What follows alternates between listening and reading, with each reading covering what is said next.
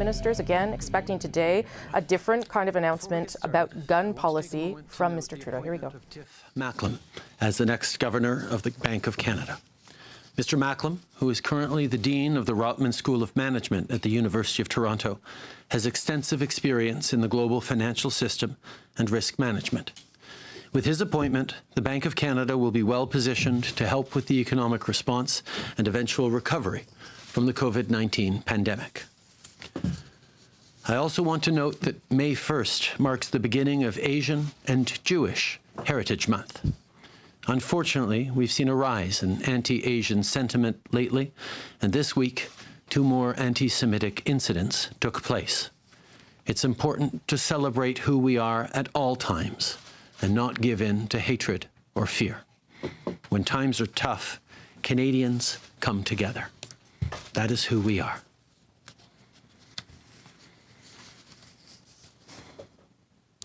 Le 6 décembre.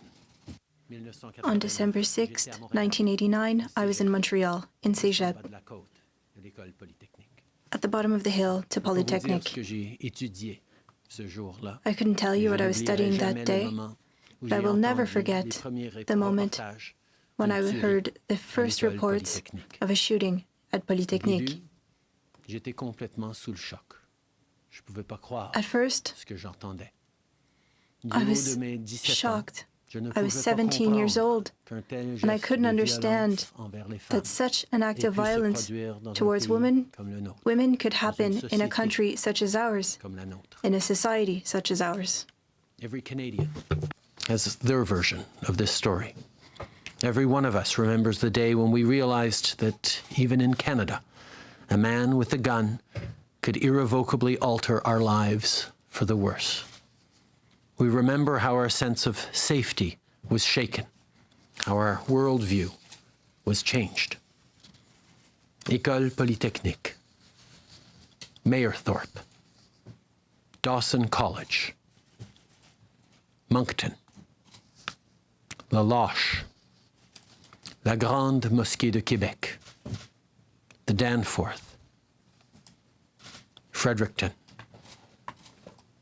and Cumberland, Colchester, and Hants counties, Nova Scotia. These tragedies reverberate still. They shape our identity. They stain our conscience.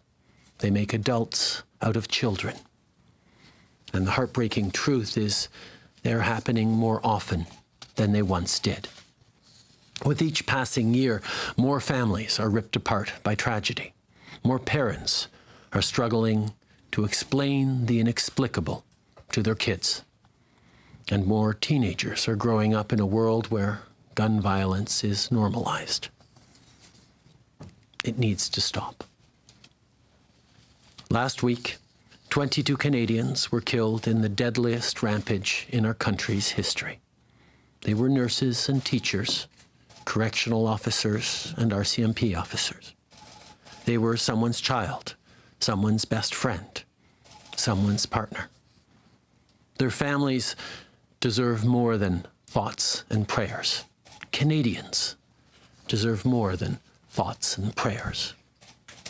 Lors des dernières élections, nous nous sommes engagés à interdire During the last elections, we committed to banning assault-style weapons, and we put in place a program to buy back these weapons.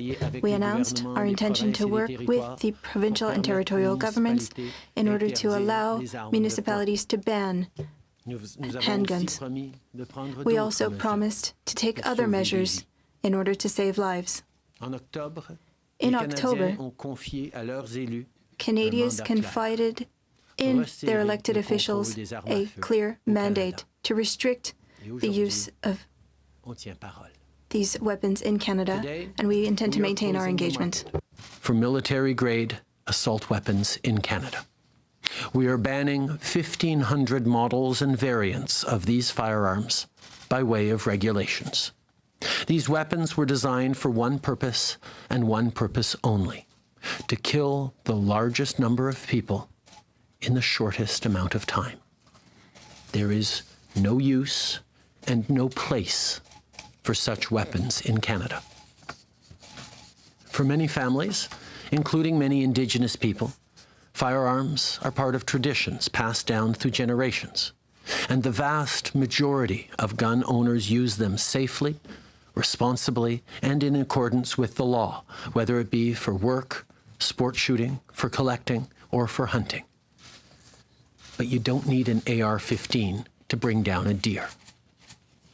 So, effective immediately, it is no longer permitted to buy, sell, transport, import, or use military-grade assault weapons in this country. To protect law-abiding gun owners from criminal liability until they can take steps to comply with this new law, there will be a 2-year amnesty period, and we will legislate fair compensation. Now, I want to take a moment to recognize the leadership of Minister Blair on this file. Tackling gun violence has been a personal and professional priority of his for decades. He's done incredible work to make this policy a reality, and we are here today thanks to his leadership and to the leadership of people like him. Merci, Bill. Aujourd'hui, nous fermons. Today, we are closing the market on military-grade assault weapons in Canada. We are banning 1,500 models and variants of this type of firearm. These weapons were used for one goal: killing the largest amount of people as quickly as possible. They have no use and have no place here in Canada. Throughout the country, many people use firearms legally and responsibly for work or for hunting, but you don't need an AR-15 in order to shoot a deer. So, from this moment on, it is no longer permitted to sell, to buy, to transport, to import, or to use military-grade assault weapons in Canada. In order to protect responsible owners from criminal liability, there will be a 2-year amnesty period so that they can comply to these new regulations. We have the intention of tabling a bill in order to ensure fair compensation shortly. An entire generation of Canadians will remember exactly where they were on Sunday, April 18th, 2020. They will remember how their sense of safety was shaken, how their outlook on the world was forever changed. They will remember the day that they lost some of their innocence. This chapter in our history cannot be rewritten, but what happens next is up to us. We can stick to thoughts and prayers alone, or we can unite as a country and put an end to this. We can decide together that enough is enough. Today's announcement builds on the things we did during our first term. It's the next step. And there is more work ahead to implement this and pass legislation to further strengthen our laws. I've already spoken with the other parliamentary leaders, and I know that we will be able to work together and do even more to keep Canadians safe.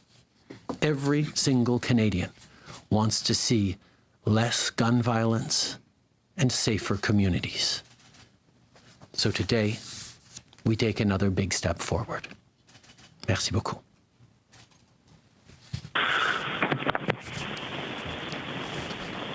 Thank you very much, Prime Minister, and good morning, everyone.